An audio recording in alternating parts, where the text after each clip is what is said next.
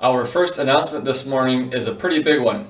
We are restarting our in-person worship services. No, we're not gathering in our sanctuary, but we are gathering in person.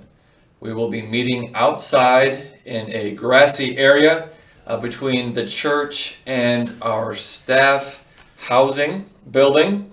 If you don't know where that is, we can show you. We hope that this will be a wonderful time for us to reunite as a congregation and worship God. We will be asking you to stay 6 feet away from each other and also to wear masks. There will be more details that will follow in the week ahead, but for the time being, let's be glad that we have a plan to begin our worship services in person once more.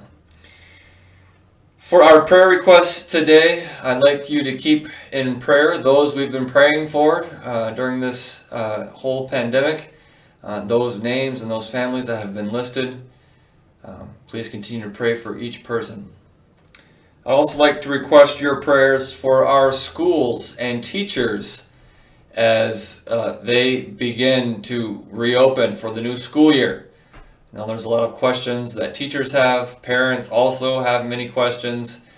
I believe our local officials are trying to work through all of that and try to deliver good education for our city's youth. But please be in prayer for that. Please be in prayer for all of those families that are experiencing unemployment during this time.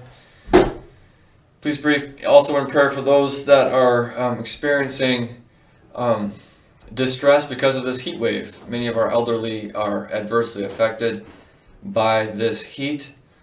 There may be others who are stressed physically, emotionally, perhaps mentally by this high heat. So please be in prayer for all those who are suffering in some way. Let's also be in prayer for, of course, those who are sick with coronavirus and for those who are caring for the sick.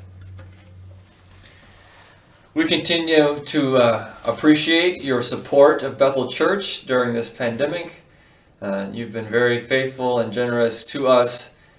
If you'd like to use this time now to continue to support Bethel Church, please feel free to send a check.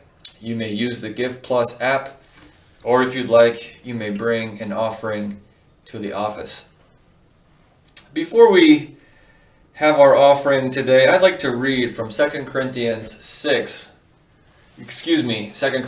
9, verses 6 through 8.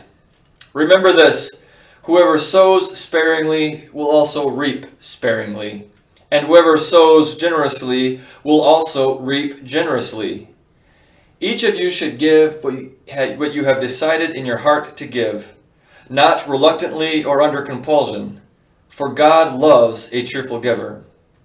And God is able to bless you abundantly, so that in all things, at all times, having all that you need, you will abound in every good work.